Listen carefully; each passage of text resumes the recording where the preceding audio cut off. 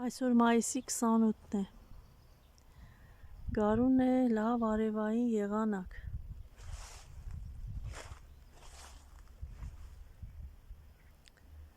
սա մեր ընկույզի ծառն է, դեռևս նոր սկսում է տերևակալել, այս ակտիվ գարնանային տաք օրը ինձ ավելի շատ է լարում այն իմաստով, որ կյանքը եռում է, իսկ իմ տեմպերը այդպիսին չեն, տեսեք ինչքան սիրուն ծառ է, հիմա երբ մեկին ասում եմ զարմանում են, սա ոչ թե ռոմանտիկա է, այլ իրականում սկսում ես կյանքը խորությամբ հասկանալ, սկսում ես նկատել շուրջդ ինչ կատարվում է, ամեն դեպքում իձև կարճում ես կյանքից, այնքան անձրև ու քամի եղավ, որ հարց է, թե ինչքան բերք կստացվի, սա էլ է կեռասենի,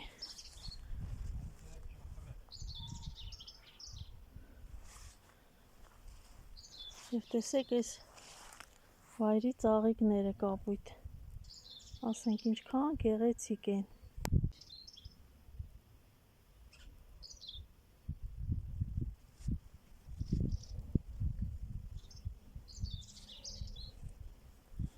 յասամանները դեռ չեն ծաղկել,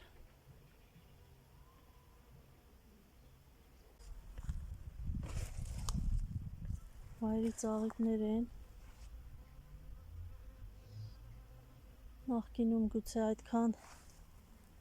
ուշադիր չէինք կամ հետաքրքիր չէր, շատ եմ ուրախանում այս ծառերի ծաղկելու վրա, ամեն դեպքում կյանքի սկիզբ է,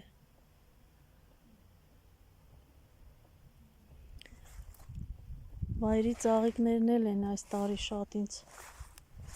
գրավում,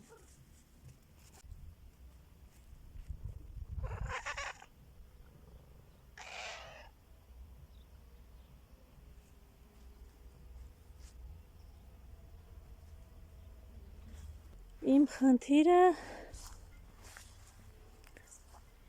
դիմանալն է, իմ խնդիրը օրը մի կերպ անցկացնելն է, իմ խնդիրը անկողնում գանված չմնալն է,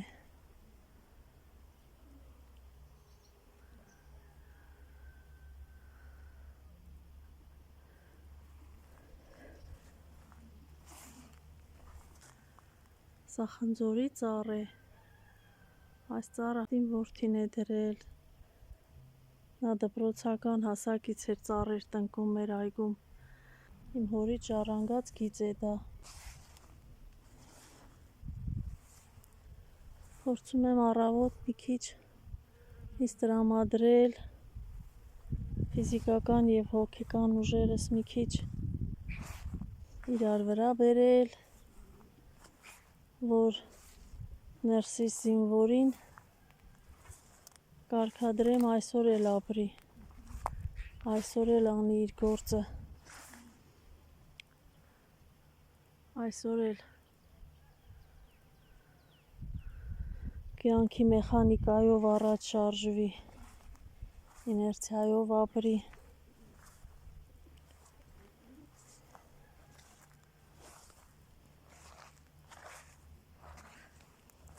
գերեզմանոց մենակ եմ գնում, երեկ էլ եմ գնացել,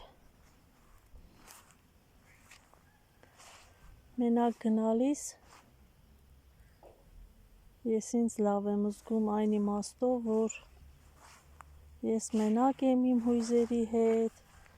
ես մենակ եմ իմ որդու հետ, ես 3 տարօրինակ խաղաղություն զգացի մի 10 րոպե,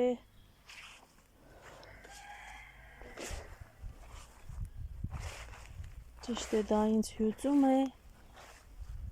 Բայց միևնույն է, ես չեմ կարող կապը կտրել, հնարավոր չի ամեն տեղ գիտակցություն կամ չգիտեմ բանականություն կամ ինչ դրսևորել գիտակցությունն էլ, հոգեբանությունն էլ ասում են, եթե պետք է, եթե կարող ես, պետք է գնաս։ Գնացել եմ, եկել եմ, ուժերս սպառվել են, հիմա դա է իմ կյանքն էլ, այլ բան հորինել չեմ կարող, այլ բան մտածել չեմ կարող, սա տանձի ծառ է, ինչքան գիտեմ, դիմանալ,